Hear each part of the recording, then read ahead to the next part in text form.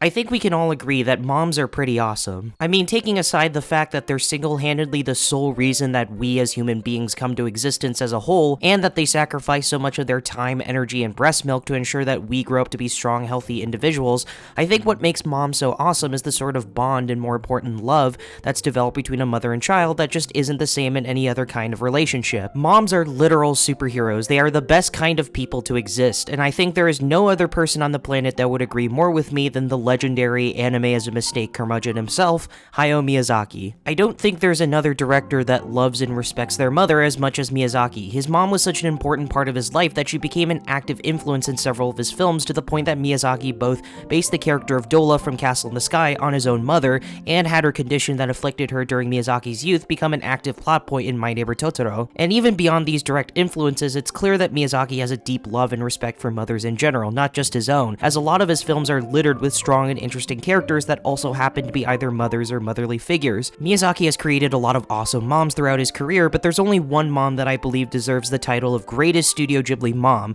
and that's the character Lisa from Miyazaki's 2008 film, Ponyo. Just like in Miyazaki's other films, love is a central theme in Ponyo, and while this theme is primarily explored through the relationship between Ponyo and Sosuke, which in of itself deserves its own analysis video that I may make one day but is a topic for another time, but today in celebration of Mother's Day, I want to instead focus on another relationship that is just as vital and equally heartwarming, and that's the bond between Sosuke and her mother Lisa. Now there's a lot of qualities and character traits about Lisa that makes her a great mom. She's a kind and caring mother who's always there for Sosuke whenever he needs her, and she's also a strong and courageous woman who isn't afraid to stand up for what's right and what she believes in. During the scene where Ponyo returns to the surface, which causes this massive tsunami, Lisa goes to some insane ass lengths to ensure her son's safety. She fucking drives through a huge ass wave and bodies of water, she swerves along the curvy road despite how wet and slippery it is, and she catches him when the wind almost blows him away. It's really insane. Despite how dangerous and chaotic the tsunami and the hurricane are, the first and only thing that matters to Lisa is Sosuke's safety. Just like any badass mom would do, she protects him with his life, and she's not just super mom to Sosuke, but to Ponyo as well. Despite the fact that she has no idea who Ponyo is and how weird she might seem, she does not hesitate for a second to pick her up and bring her inside the house with their son.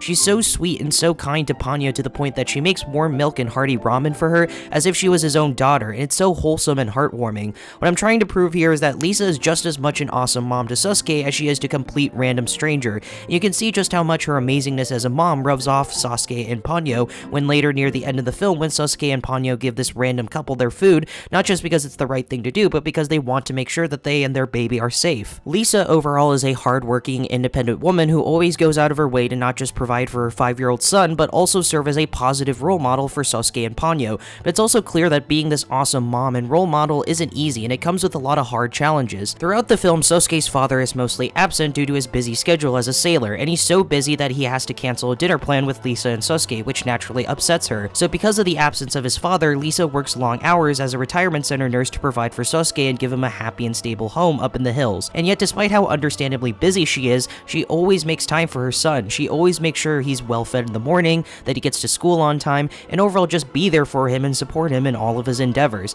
At the end of the day, Lisa works damn hard to be the best role model she can be for Sosuke, and not once throughout Ponyo does it ever feel like work or an obligation for her. She doesn't become a kick-ass mother because she has to, she does it because she wants to, because making Sosuke happy makes her happy. In the same vein as the father from My Neighbor Totoro, Lisa is a fun, outgoing, and loving mother who can be just as goofy and adventurous as her 5-year-old son. She genuinely enjoys spending time with Sosuke and later Ponyo. She actively encourages Sosuke to be creative and adventurous. She never looks down on or ignores Sosuke's childlike sense of wonder and imagination, and she always takes what Sasuke says seriously, even if what he says on paper sounds totally insane and crazy, like a talking fish that loves ham. Lisa plays along with Sosuke because in the end, he's a kid with big dreams and even bigger creativity, and as I mentioned in my Totoro video, there's nothing wrong with having a sense of childlike wonder if it leads you to become a better, more creative person. Lisa herself, in the best way possible, has several childlike tendencies. She has a playful spirit, she has a sense of humor, and she throws a fit when Sasuke's father is unable to make it for their dinner. In her heart, she's as much a kid as Sasuke, and I think that's what makes their relationship so beautiful, that they're just that connected. But the thing that I love most about Lisa and why I believe she's the greatest Studio Ghibli mom is that she never, not a single time,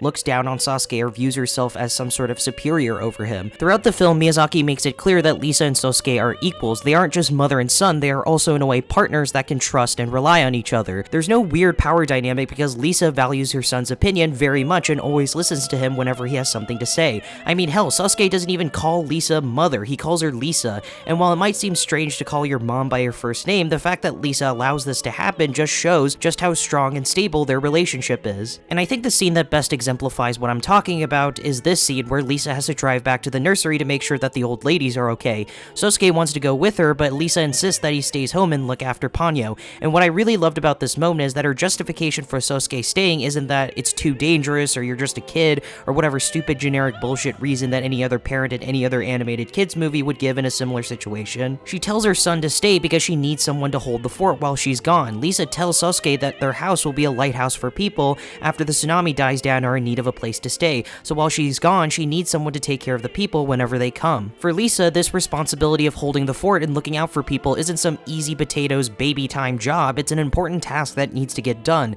and in her eyes, Lisa is confident that Sasuke can do this. Lisa trusts her son and believes that he is more than capable of doing this. In return, Sasuke recognizes that it is an important job. It's why he doesn't complain or fight with her, because while he does prefer to be with his mother, he also understands that there are people out there who might need him, and more importantly, understands that Ponyo will need him. Sasuke hugs and salutes his mother, and while he eventually leaves the house with Ponyo later in the movie to find Lisa, the fact that there's this amount of trust and respect between the two is just really amazing. And I believe this, along with all these other factors that I mentioned, from her kindness to her sense of adventure to her gutsiness and everything in between, these are the things that make her the best mom, and not just all of Studio Ghibli's filmography, but just one of the best moms in movies ever. Lisa is the movie mom, and while obviously no one can be exactly like her, I think every Sasuke in the world has their own Lisa that they love and look up to, and in the end, that's all that matters. Everyone has their Lisa, and to celebrate all the Lisas in the world, this video goes out to all the moms whose sons and daughters are watching this dumbass video.